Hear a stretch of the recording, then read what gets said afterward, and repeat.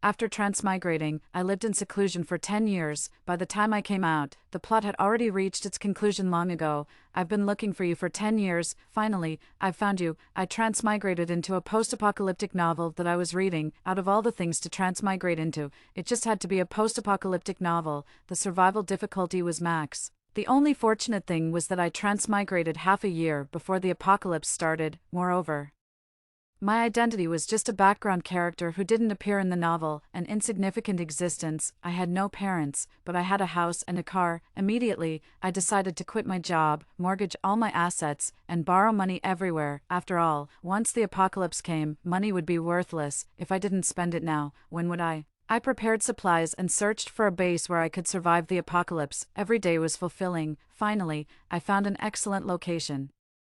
A resort island that was under development. I rented it with a wave of my hand. The reason was that I wanted to enjoy my vacation alone. The life of the rich was so extravagant, I didn't let anyone else handle the transfer of supplies. After all, I knew the truth that possession of treasures incurs envy. I taught myself how to sail and shuttled back and forth on the rough sea. I wasn't without suspicion about my actions, but I didn't explain anything. It was written in the novel that after the apocalypse came, the sea would become an extremely terrifying place, and no one could sail freely on it. The monsters living in the sea were much more harmful than the zombies on land. As long as I got on the island before the apocalypse, I could avoid it. Even if others knew there were countless treasures here, no one could get on the island. Similarly, I couldn't leave the island either, since I was going to live here for the rest of my life. I had to plan carefully. The busy days always passed quickly. My cautious nature made me go to the island earlier. Just as I was getting ready to board the boat relaxed, I saw that person, the male lead of this world and also the greatest sufferer in this world. He was reborn and was 5 months later than me. In the remaining few weeks, he had to rush around to prepare for the future. He was reborn not long after the apocalypse started, so he didn't have any advantages in the plot, at first. He only wanted to save his parents and sister who died unjustly in his previous life, but the greater one's ability, the heavier one's responsibility. The original text was a male lead novel without a romantic pairing. As the only lead in this book, he shouldered the hope of survival for all the people in Survivor Base No. 7, only he knew the hardships and bitterness, of course. This didn't include me as the reader.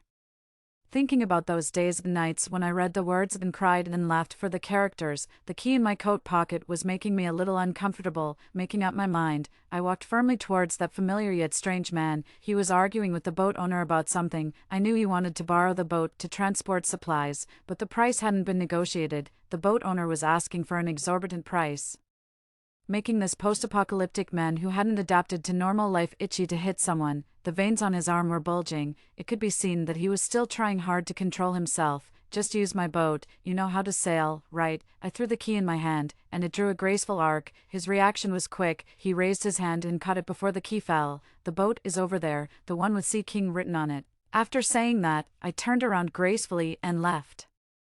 Without leaving my name, Miss, wait a moment, we haven't discussed the price yet. He took a big step forward and grabbed my arm with his big hand. His grip was quite strong. Come to think of it, he was worthy of being the male lead. Not only was he handsome, but his figure was also first class. Moreover, as a fire-type superpower user, his body temperature was relatively high. I gently pushed his palm away and broke free from his control. No need to pay. I'm not short of money. Hearing this, he was obviously stunned for a moment, then said, "My name is Ryan. Maybe you think I'm lying, but in the future, whenever you need anything, I'll do my best to help you." Ryan looked determined. How could I not believe him? I could be said to be the person who knew him best in this world. Okay, I'll definitely trouble you then, even though there would be no chance to meet in the future. By the way, take this too. Consider it a thank you for your promise. It was another key with a small note 10-203 foot attached. It was the key to the warehouse next to it. The warehouse was full of supplies that I hadn't had time to take to the island. It was what the male lead needed most urgently now. I guess I was also contributing to the future of mankind. When Ryan looked up again, I had already walked away. Naturally, he didn't hear his muttering. I didn't even have time to ask her name. Life on the island alone was so pleasant. Blue sky, white clouds, and the seemingly calm sea. I opened a coconut and lay leisurely on the beach chair. If I remembered correctly, today was the day the apocalypse began. People who couldn't complete the gene sequence upgrade turned into zombies one by one, and the survivors evolved superpowers. But before the superpower users could be happy for long, the usually quiet animals also began to mutate. The living space for humans was compressed again. The order that human society had established for a long time gradually collapsed, and looting and killing were common, but the chaos on land had nothing to do with me, only I still thought of the day I met the male lead from time to time. His fate was an epic written by others. It wasn't something a small transmigrator like me could change. On the second day of the apocalypse, I had a fever for no reason. This was a sign of evolution. If I survived, I'd become a superpower user. If not, I'd turn into a mindless zombie. If I became a zombie, wouldn't all the things on this island be wasted? My feverish brain couldn't support me to think more. I don't know how long I slept. My head was throbbing dully.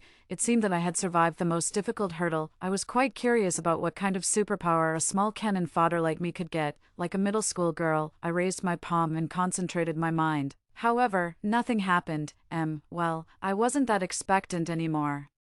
Life on the island continued as usual, until one day, when I was looking for potato chips in the warehouse, my superpower finally worked. The bag of yogurt-flavored potato chips in my hand disappeared out of thin air. Could it be that I was the rare space-type superpower user that was essential in the apocalypse? I picked up another bag, exerted myself, and held my breath, except for my face turning red.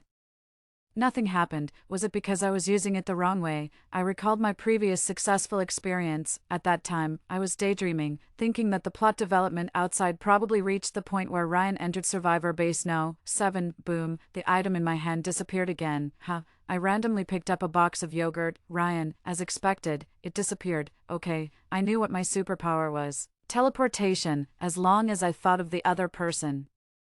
I could teleport the item in my hand to him. Ryan and his teammates and sister arrived at their destination, Survivor Base No. 7, Dusty. Along the way, they encountered zombie sieges, robberies by other Survivor teams, and surprise attacks by mutated beasts. They didn't have a single day to rest. Looking at the high wall, everyone breathed a sigh of relief. Captain Ryan, you should also take a good rest. Julia, come sleep with me. The only two female team members spoke up. Okay. Then I'll trouble you. The exhaustion of the past few days made it difficult for him to even open his mouth. After entering the base and undergoing a full body check, they were assigned to an apartment with only 3 rooms. It was a bit crowded for the 7 people in the team. Ryan volunteered to sleep in the living room. This way, the girls could have 1 room, and the remaining 2 could share another room and rest. Lying on the hard sofa, Ryan couldn't fall asleep.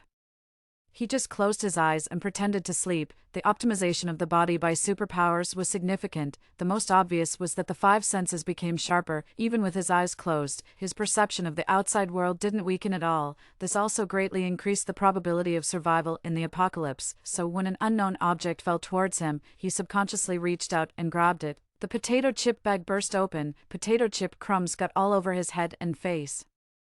Just as he was wondering, another bag of potato chips appeared out of thin air. He looked up at the ceiling. There was no hole. Before he could figure it out, a box of yogurt hit him right on the head. Was this some kind of joke played on him by the gods? Then a piece of paper curled up and floated down. Sister's not short of supplies. Here's some for you. Use them without worry. I was afraid that the male lead would be suspicious and not dare to use them, so I specially sent a small note.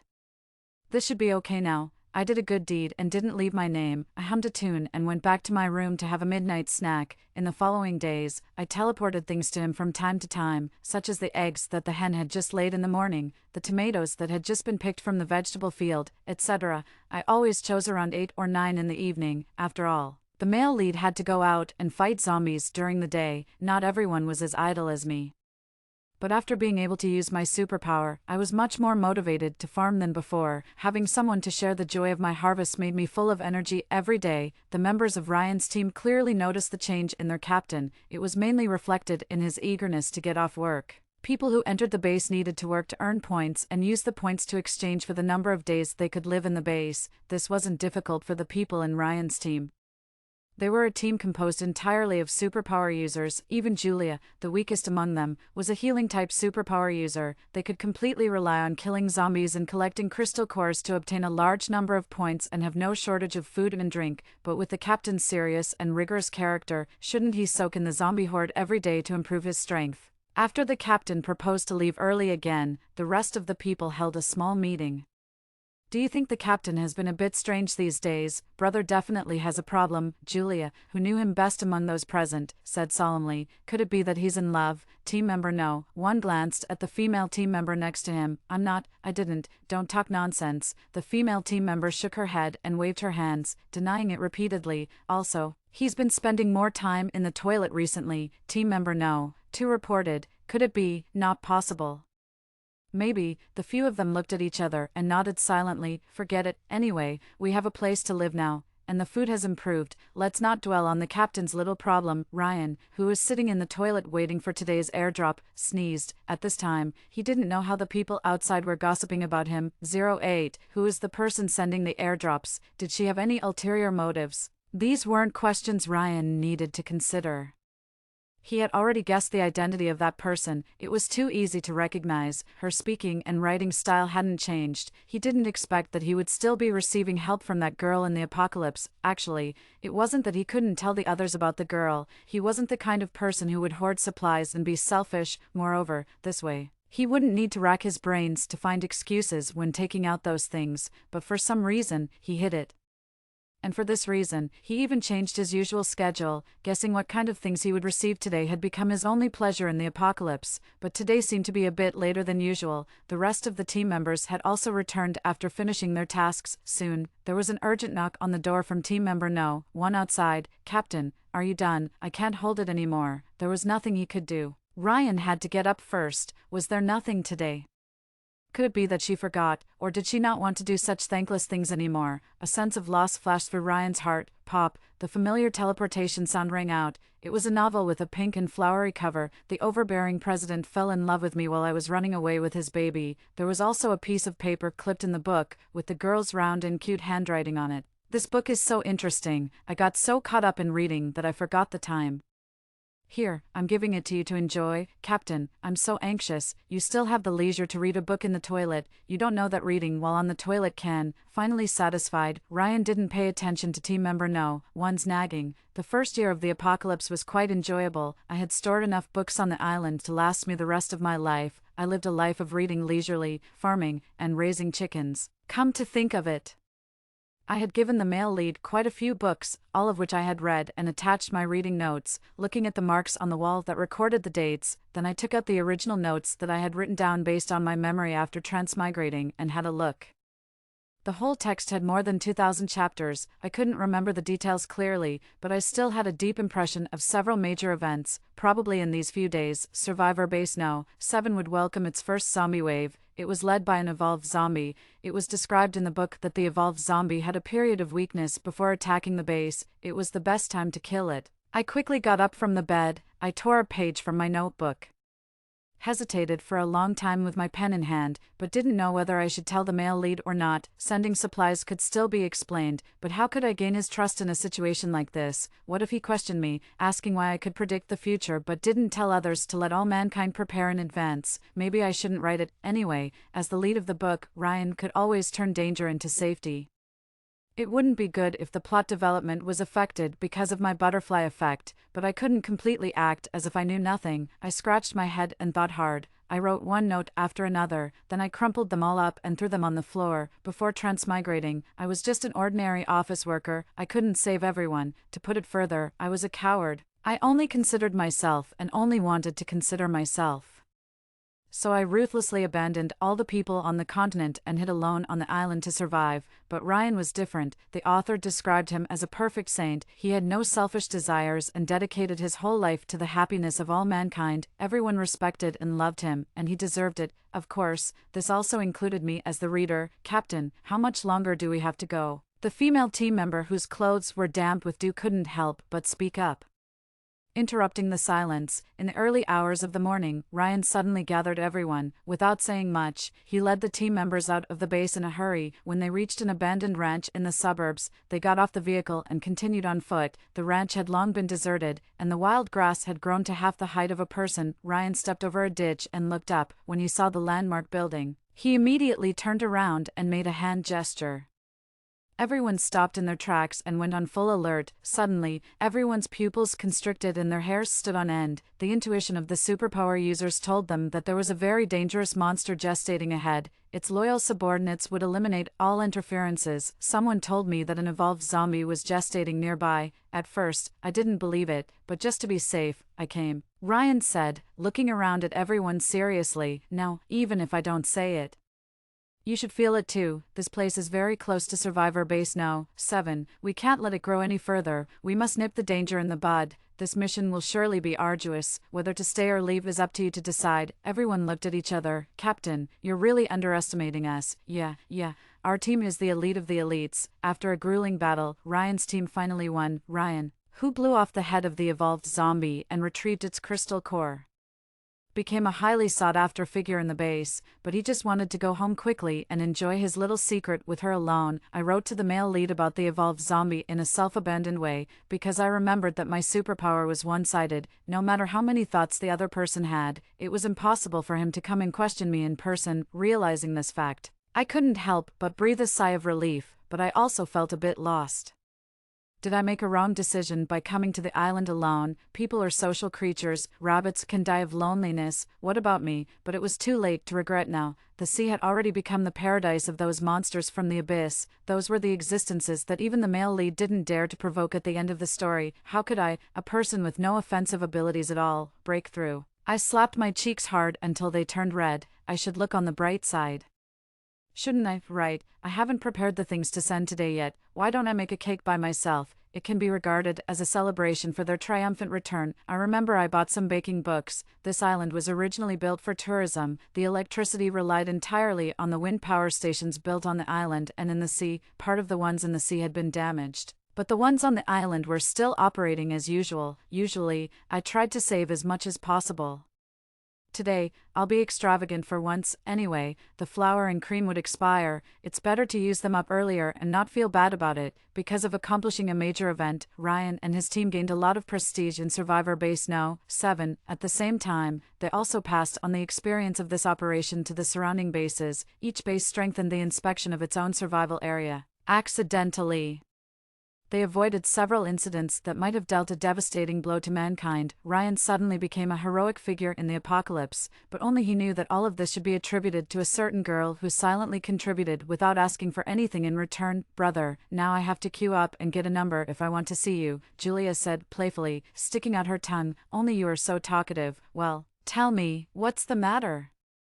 Ryan stopped the action of approving documents in his hands. Can't I come to see you if there's nothing? You're my brother, anyway. I won't waste your time. Tomorrow is your birthday. We've prepared a birthday banquet. Remember to set aside some time to attend. You didn't come back yesterday. You can't do that tomorrow. After saying that, she ran away, not giving Ryan any chance to react. Is it my birthday? Every day since his rebirth, he had been striving for survival. So much so that he had forgotten his own birthday. How time flies. Looking at the sunset glow like fire on the horizon, Ryan had no choice but to suppress the thousands of thoughts in his heart and bury himself in dealing with the documents. With his growing reputation, the high-level officials in the base were afraid that he might have ulterior motives and began to test his attitude. On one hand, they assigned him an independent office in the base's command building. On the other hand, they dispersed the members of Ryan's team to other teams. Nominally, it was a promotion, but in fact, it was to prevent them from forming a clique. Ryan really didn't like doing this clerical work, but there was nothing he could do, and he could only bite the bullet. Busy until midnight, the pile of paper documents in front of him didn't seem to decrease much. They were all trivial and meaningless words. Ryan rubbed his aching temples and decided to take a break. Besides, that was coming soon. He didn't want to face it with negative emotions. Surprisingly, there was only one small note today. Would you be unhappy if I said I have nothing for you today? Looking at the girl's words, his bad mood of the day miraculously disappeared. He didn't necessarily have to get something. As long as he could still receive her messages, it would be fine. Of course, it would be best if she could send messages a few more times a day. He didn't know if her superpower had a limit on the number of transmissions. Ryan suddenly remembered that tomorrow was his birthday. Would that girl know? He shouldn't be so greedy, but he couldn't help being greedy. Just kidding with you. I've prepared a little surprise for you. Remember to catch it firmly. Once it's broken, there won't be another one. There were 2 more notes, one after another. Well, after all, when the girl sent things for the first time, She sent 3 things one after another. Ryan moved all the documents on the table to the ground, out of sight, out of mind. Just after moving the last batch, a small square box appeared on the table, a sweet smell faintly wafted out before it was even opened. In the apocalypse, many things that were originally common had become luxuries that were unimaginable. Candy and chocolate could only be seen by the exploration teams that often went out of the city. Many people would choose to hide them secretly and not hand them in. Over time, this had become an unspoken behavior among the exploration teams. He untied the ribbon, and a somewhat shabby little cake was revealed. This probably wasn't a birthday cake. After all, no one would use a slightly burnt cupcake to celebrate someone's birthday. This might just be a whim of the girl, but it still made his heart stir. Perhaps to cover up the fact that it was burnt. The girl had squeezed a lot of cream on it for decoration. It was sweet and bitter. If only I had asked her name at that time. If you want to know what it's like to fall in love with someone you've only met once and don't even know their name, Ryan must have a lot to say. The next day, the members of Ryan's team all came to attend his birthday banquet. Not only that, many high-level officials in the base were also invited. The scene was lively. Most people just wanted to take this opportunity to vent the depression that had accumulated during the apocalypse. Ryan's residence now was no longer that small shared apartment. It had been replaced by a large villa near the center of the base. The team members also each got their own independent small buildings. Julia, his sister, had also moved out, so he hadn't come back here except for today. Coming back alone was not as comfortable as sleeping in the office to hold the birthday banquet. The villa had been nicely decorated. The visitors gathered in the spacious garden, enjoying the buffet-style food, feeling quite comfortable, as if the apocalypse had never happened at all. After chatting with the guests, Ryan hid in a corner alone, but his eyes were constantly scanning the crowd, until he saw his target, Samuel, the person in charge of personnel management in the base. "Captain, long time no see." Samuel turned around, and when he saw that it was Ryan looking for him, a smile immediately appeared on his face. "This sentence should be said by me. You're a big shot in the base now. I can hardly afford to associate with you. Captain, I want to ask you for a favor. I'm so glad to finally find the chance today." Ryan didn't like this kind of social exchanges, but in order to get what he wanted, he could only do this. "Oh, is there anything that I can help Captain Ryan with? Then I definitely can't refuse."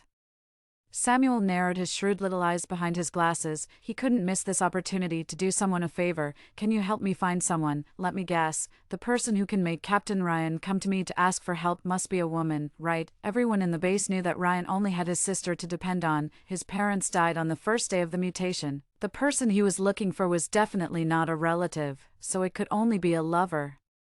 Coupled with Ryan's chaste behavior after entering the base, Samuel was even more certain of his guess. "Captain Ryan, tell me the name and characteristics of this person, and I can help you find her." Right. This was an opportunity to seize Ryan's weakness, and he definitely wouldn't miss it. "Captain Samuel, you may have thought wrong. I just want to find a superpower user. Her superpower is of great use to the base," Ryan said, trying to avoid the key points. Knowing full well what these old foxes were thinking. "Oh, there's actually such a person. Yeah, her superpower is teleportation, and the transmission limit is at least 5 times or more. You know the current situation, affected by electromagnetic waves. All our existing communication tools have stopped working, and we can only rely on people to transmit information." Ryan paused for a moment to give Samuel time to think. "This is indeed a very convenient ability. But I haven't got any information about this for now. She was the one who informed me in advance about the evolved zombie last time." Ryan immediately dropped a bombshell. Samuel looked up at him, as if trying to read something from his face. The playful smile gradually disappeared from his face, replaced by seriousness. "If that's really the case, I need to report it to the high-level officials. Our base can't miss such a talent. Do you have any other information you can tell me?" "No. She contacted me on her own initiative last time." On the surface, Ryan put on a thoughtful and puzzled look, hiding the fact that the two of them interacted every day. In fact, all he was thinking was that it would be okay even if he could only find someone with the same type of superpower as her. Waiting passively was not in his nature. Living alone made my sense of time become more and more blurred. I was also getting worse at grasping the development of the plot. This kind of one-way communication that never got a response was hard to ease the loneliness in my heart. In the original world, I had always been looking forward to a day when I didn't have to go to work and didn't have to worry about food and drink, to get rid of the boring and complicated social life. Just me and a cat, reading novels every day, free and unrestrained. When such a life really came true, I started to dislike it instead. Sure enough, what you can't get is always the best. Moreover, Even the male lead might have accidents. What if one day he was gone? Could I still send messages? The more I thought about it, the more panicked I became. Was there still room for my superpower to improve? For example, teleporting myself over there. Once the idea took root in my heart, it was hard not to give it a try. Before taking action, I still needed to do some experiments to avoid unnecessary troubles. I picked up a big rooster from the chicken coop and named it Go-Go. Teleporting out needed a coordinate point, so in order to be able to teleport back, I also had to create a coordinate point. I didn't know if this kind of cheating behavior would succeed or not. The first experiment, teleporting an item to the position where Go-Go was, success. The second experiment, teleporting a lively hen to the position where Go-Go was, success too, great. My superpower could be applied to living things. Finally, the last experiment, trying to teleport myself over there. It seemed to be successful. If it weren't for the fact that I was translucent, my pearl-white and transparent palm passed through Go-Go's body, and it didn't notice at all. My body was still lying there intact. The rise and fall of my chest showed the rhythm of life. When I used the chicken for the experiment, it was teleported over completely. Why was it only half done when it came to me? Floating around in a state of being out of my body for a while was quite boring. The most important thing was that I could only wander around beside Go-Go. Once I exceeded a certain range, I could feel the pull of my superpower. The process of returning to my body was quite easy, but once I got in, it was a different story. I clutched the clothes on my chest with one hand and gasped for breath desperately. Cough, cough, cough. My heart seemed to be about to burst with pain. It seemed that there were still restrictions on using this ability like this. I couldn't use it for a long time. If I did it a few more times, my weak body couldn't bear it. At this time, Go-Go wobbled over, heartlessly pecking at my calf, asking for food. You ungrateful thing, I might as well give it away. That night, Ryan received this gift. It rampaged around in the office, scattering the documents everywhere. Ryan held the rooster by its two legs upside down and looked at the note in his hand. Do whatever you want with it, whether to raise it or eat it. Just don't let me see it again. In the apocalypse, those animals that were originally raised by people mutated one after another and attacked their owners without mercy. Especially cats and dogs were the hardest hit areas, but there were also exceptions. For example, chickens, ducks, insects, and other relatively low-level organisms basically didn't mutate. Even if they mutated, they were easy to deal with. So there was also large-scale breeding in Survivor Base No. 7. Which was used as the main source of meat. Anyway, it was a token of her affection. Maybe he should raise it. Ryan and Go-Go stared at each other. They seemed to take a liking to each other. Recently, I've been feeling that my memory was degenerating rapidly. The face of the male lead was almost blurred, and I could hardly remember it clearly. Taking advantage of my superpower that allowed me to teleport back and forth without being discovered by others, I secretly went to see Ryan's current situation, but considering my body's endurance, I only stayed for 3 minutes, but it was enough to engrave his face in my mind again. After coming back, I quickly took out my painting tools. I sat in front of the easel seriously. I wanted to paint Ryan's appearance. The pigments stored in the warehouse were a bit dry, but they could still be used after spraying some water. Unfortunately, my painting skills were really not good. I wasn't satisfied with several paintings I drew. I couldn't help but use my superpower again. If only I could bring my mobile phone over. Although it couldn't be used to make calls, its basic functions could still be used. Leaning over the solid wooden office desk, I traced the outline of Ryan's face with my eyes. He was really worthy of being the character that the author tried hard to create. It was easy to get lost in him. One more person wouldn't make much difference, right? Admitting that I liked him didn't seem that difficult. I don't know when he had become the motivation for me to survive in the apocalypse. I hoped that there was still someone in this world who could remember my existence. Knock, knock, knock. There was a knock on the door. I subconsciously hid behind Ryan's chair. Captain Ryan, it's me, Samuel. Come in, I'm here this time too. I didn't mean to eavesdrop on their conversation. I was just about to cancel my superpower when I heard unexpected content. The girl with the teleportation superpower that you asked me to find last time. There's news now. She's in Survivor Base No. 13. We plan to send you there. The words stopped abruptly as I had cancelled my superpower. Did Ryan want to find me? But the person they found wouldn't be me. The urge to go back again was suppressed by me. Could he recognize me? Did he know that we had met before?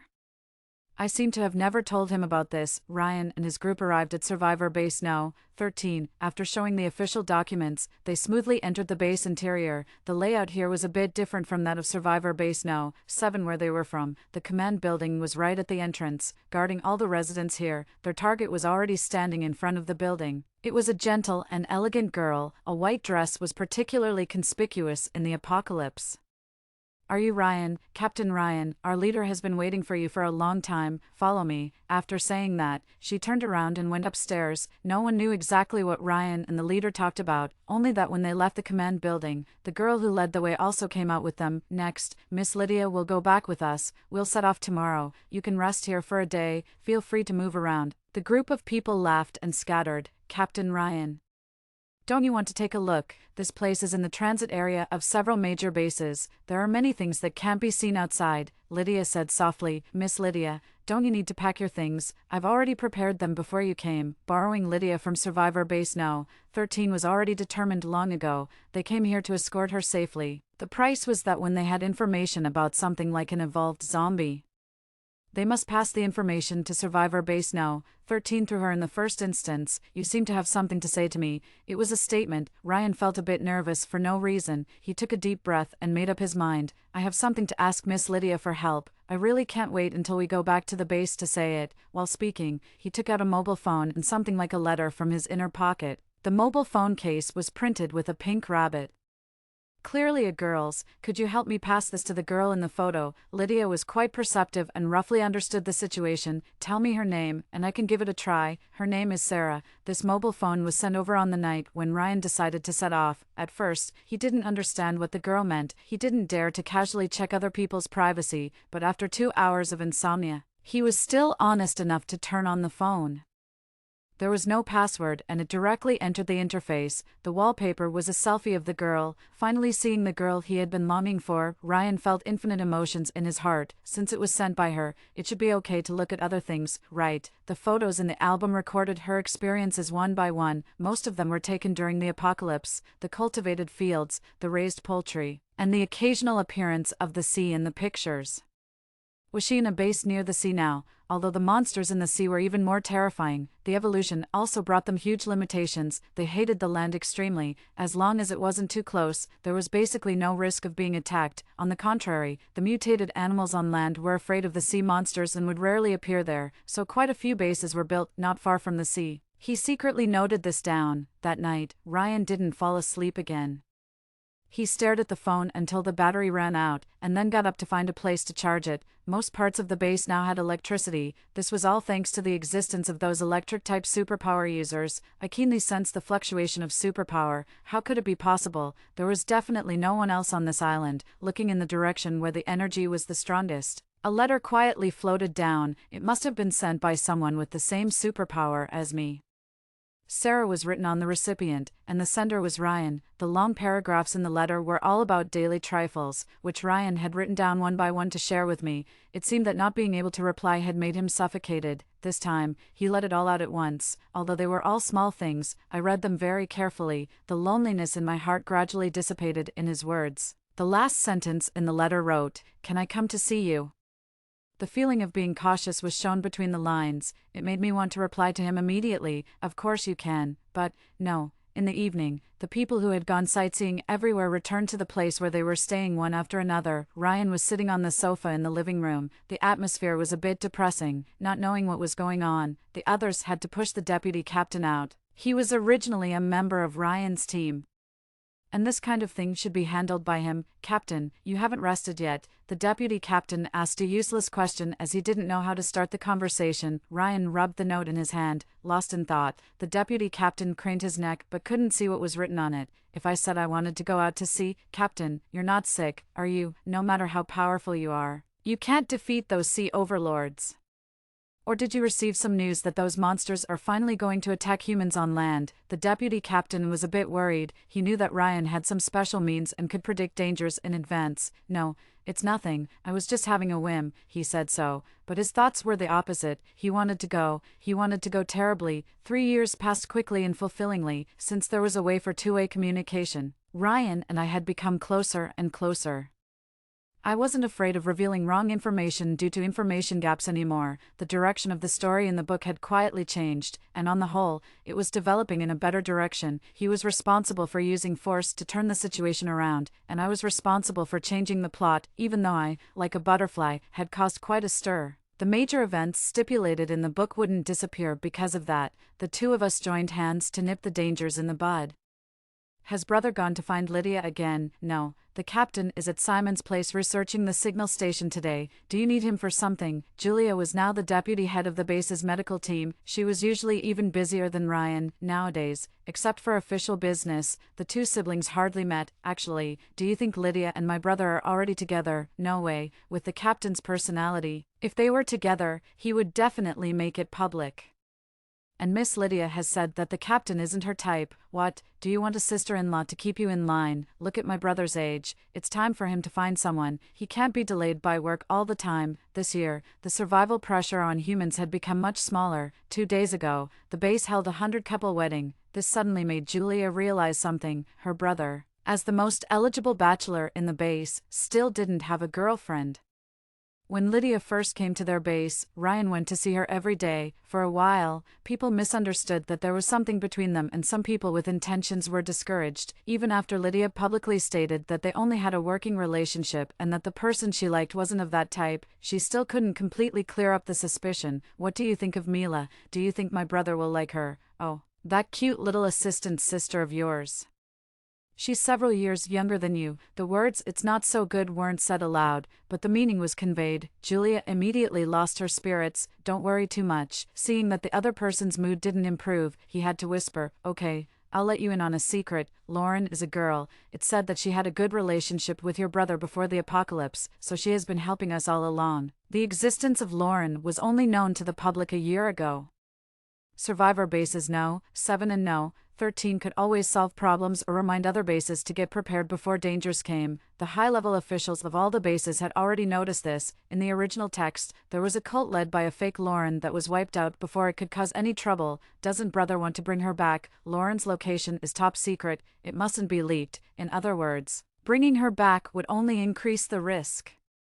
It was better to let her stay in a place that no one knew. Okay, I understand. It's just a pity that she had such a powerful sister-in-law but couldn't meet her. What Julia didn't know was that her brother, as a novice in love, had no intention of breaking through that layer of ambiguity at all and was still suffering from unrequited love. Lydia's limit on the number of uses of her ability was stricter than mine. In order to be able to use Lydia as a tool properly, Ryan would add a short diary-like paragraph at the end of a long series of work greetings. The plot described in the book was coming to an end, and my advantage would disappear completely. Could we still communicate like this in the future? Forget it. If I couldn't receive letters, I could go and see him by myself, although it would be in a state of being almost invisible. Actually, Lydia would also communicate with me from time to time. The same superpower made us closer. Most of what we talked about was also related to this. She could improve her ability by absorbing crystal cores. However, unexpectedly, her growth rate was not as fast as my natural growth rate. Perhaps my existence itself was a bug. She still couldn't teleport living things for now. And teleporting humans was much more difficult than teleporting other living things. Even I couldn't do it. Regarding this, she expressed her regret. If possible, I think Captain Ryan would be very happy. Oh, don't blame me for saying this. It's just that he's shown it too obviously. I almost spat out a mouthful of milk tea. I felt a bit guilty, yet also a bit happy, a bit worried, yet also a bit confused. All kinds of feelings mixed together, making me not like my usual self. If I had made a different choice when I met Ryan, the situation would be different now. Everyone in the base knew that Lauren and Ryan were a couple. This was all thanks to Julia's persistent promotion and Lydia's timely assistance. Those rumors made Lydia really have a hard time, so she directly took action. With her personality, she was more inclined to stand aside and watch with amusement. Captain Ryan doesn't seem to like expressing his emotions in letters. Is he shy? Lydia held the secret document of the day and didn't hand it to Ryan. Instead, she asked a question that seemed out of place, even though he knew that his actions couldn't be hidden from the person in front of him. Ryan was still caught off guard. If necessary, I don't mind giving a little help. Girls understand best what other girls need. Sometimes, just a lack of initiative could make people miss each other. No, not now. Ryan pressed the secret document bag, stopping her from her next move. Lydia wanted to ask more, but she understood something from the other person's expression. It seemed that it wasn't that this side was too slow-witted, but that there were really factors hindering these two people from being together. I'm being too talkative. I should trust Captain Ryan. Thank you. Thank you for your help and also for your understanding. He and Sarah's matter would start all over again after everything was over. I can finally come to see you. Wait for me. This was the only message Ryan sent after the final battle. He refused the kind offers from his partners. Julia didn't say much either and just let him go. I knew that he was now facing the terrifying sea alone. I wanted to stop him, but I was defeated by his resolute determination. He had always been a man of his word. His sense of responsibility made it impossible for him to leave the people in the base and take risks in the previous few years, and now that all the dangers had been eliminated, he could finally do what he wanted to do. I wanted to ask him if it was really worth it, to leave so many people who cared about and loved him behind and risk his life for a person he had only met once. It wasn't worth it, I shouted in my heart countless times, so I was cruel enough not to look at him or think about him. I was afraid of seeing his wounds, even if it was the sight of him dying. Only the daily delivery of supplies had never stopped, after wandering around at sea for a year. The short distance seemed like a long march. He also learned to repair the boat with limited materials. At the beginning, most of the time he burned the boat by accident. As a fire-type superpower user, he was naturally restrained at sea. The only good thing was that he could eat hot food every day, from being flustered at first and falling into the sea several times during battles, to now being able to hold onto the boat with one hand and roast the 100-story tall sea overlord until it was crispy and fragrant with the other hand. Another day passed without a written message in the delivery. She must still be angry with him, right? He swallowed the crystal core of the sea overlord in one gulp. It was a bit choking, but this was the fastest way to replenish the consumption of his superpower at sea. Well, if this went on, his superpower might even mutate, for example, evolving into a fire that wasn't afraid of water. As usual, I went to the warehouse early in the morning to pick things. Considering that Ryan was now living at sea and it was inconvenient to eat, I usually chose canned food and the like. Unfortunately, the last batch of canned food had already expired. Looking at the 10-year validity period marked on it made me a bit dazed. Had I been living in this world for so long? My memories before transmigrating were already too vague to recognize. I shook my head and didn't think about it anymore. I picked up the fruits and vegetables that had just been harvested this year. Just after teleporting them out, the things reappeared above my head again. I had never encountered a situation where things couldn't be teleported out before. This was the worst outcome. Before the emotions welled up in my heart, tears had already flowed down. The choked sobs were stuck in my throat. But then I was surrounded by a warm touch. "Don't cry, I'm here." I turned my head to look. He was darker, stronger, and had a bit of a beard. It turned out that a person's body temperature could be so warm. I was crying so hard that I could hardly breathe. He was at a loss what to do. He wiped my tears with the cleaner side of his clothes. "Scared me to death," I thought. "I just wanted to give you a surprise." Ryan was originally planning to take a shower and change clothes quietly and then face her with his best appearance. He didn't expect that when he reached into the warehouse to get clean clothes, he met the girl he had been longing for. "I've been looking for you for 10 years, now I've finally found you. Come with me." "Okay, I'll take you home." Okay, the plot in the book had ended, but the story between him and me had just begun.